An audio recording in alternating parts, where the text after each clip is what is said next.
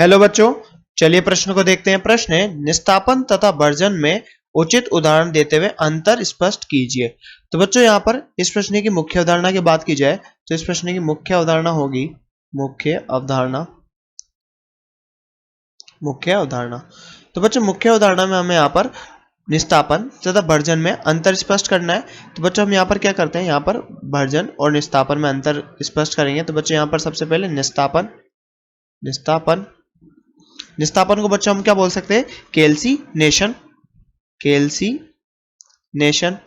तो बच्चों हम निस्तापन को कैल्सिनेशन भी बोल सकते हैं। और बच्चों बात करें भर्जन की तो भर्जन को हम रोस्टिंग भी बोल सकते हैं, रोस्टिंग।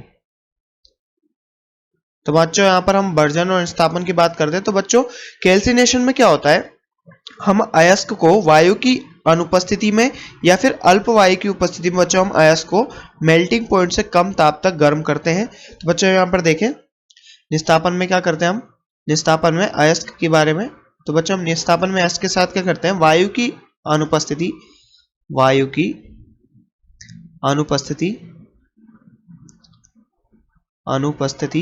या बच्चों हम बात करें अल्प मात्रा में उपस्थित भी हो सकती है अथवा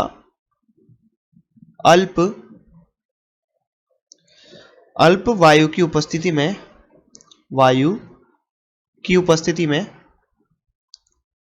तो बच्चों अल्प वायु की उपस्थिति में हम क्या करते हैं, इसको गर्म करते हैं अयस्क को। उपस्थिति में अयस्क को बच्चों हम कहां तक गर्म करते हैं, इसके मेल्टिंग पॉइंट या गलनांक बिंदु तक। तो अयस्क को गलनांक बिंदु से कम ताप तक बच्चों हम इसको गर्म करते हैं। बिंदु से कम ताप तक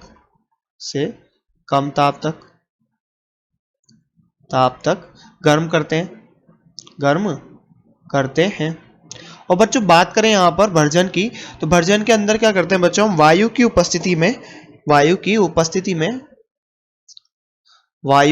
में बच्चों अयस्क को उसके मेल्टिंग पॉइंट यानी गलनांक बिंदु से कम ताप तक गर्म करते हैं। तो बच्चों हम यहाँ पर वायु की अनुपस्थिति लेते हैं और यहाँ पर बच्चों वायु की उपस्थिति में अयस्क को गलनांक बिंदु से कम ताप तक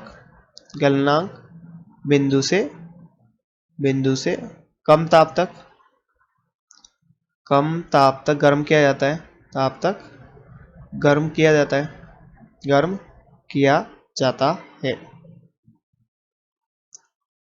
तो बच्चों हमने यहाँ पर देखा कि भर्जन और निस्तापन में कहाँ तक इनको गर्म किया जाता है और कैसे गर्म किया जाता है। निस्तापन में वायु की अनुपस्थिति होती है या फिर अल्प मात्रा में, और भर्जन में वायु की उपस्थिति में हम और को यानी अयस्कों को गर्म करते हैं। अब बच्चों बात करें यहाँ पर तो ये किसके लिए उपयोग में आता है, निस्तापन बच्चों उनके लिए उपयोग में आता है जैसे कि हम बात करें उदाहरण के तौर पर अयस्क जिनमें कार्बोनेट समूह ऑक्साइड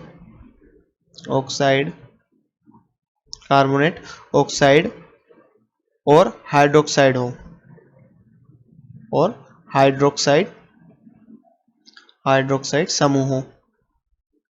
समूह उपस्थित हो।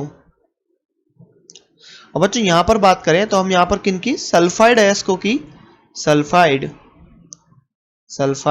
अयस्कों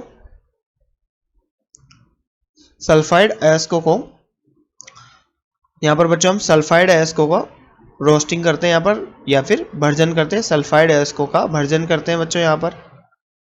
अब बच्चों यहाँ पर बात करें, यहाँ पर जो अशुद्धियां होती है बच्चों निस्तापन में, अशुद्धियां गर्म करने पर डायरेक्ट यहाँ पर वाष्प बना के निकल जाती हैं।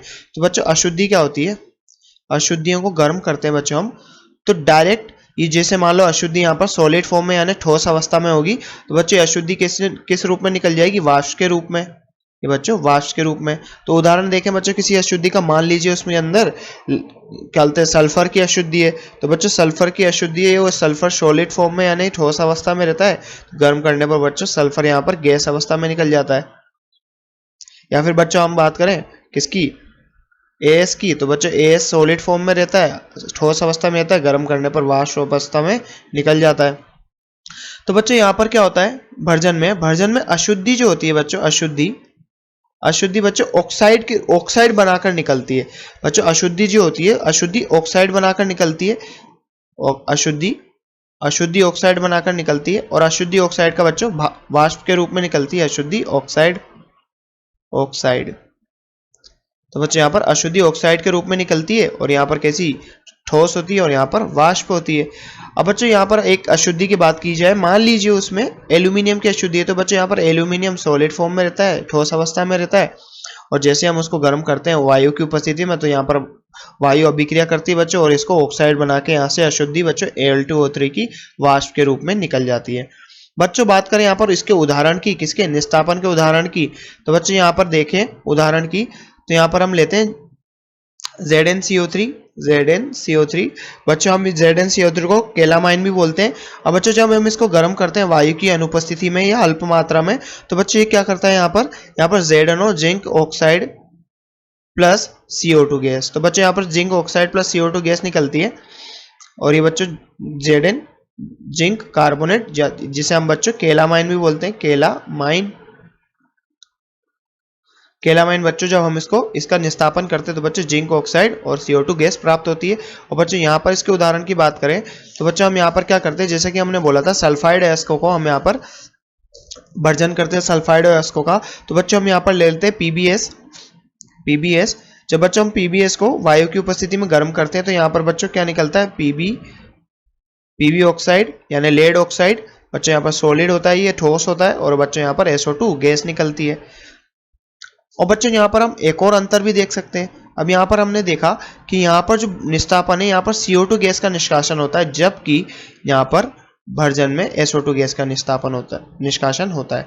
तो बच्चों जैसा कि हमसे प्रश्न में पूछा गया था, निस्तापन और भर्जन में उचित उदाहरणों देते हुए अंतर स्पष्ट कीजिए। तो बच्चों हमने यहाँ पर निस्तापन और भर्जन में अंतर देखे। तो बच्चों आशा करते हैं आपको प्रश्न समझ में आया होगा। धन्यवाद।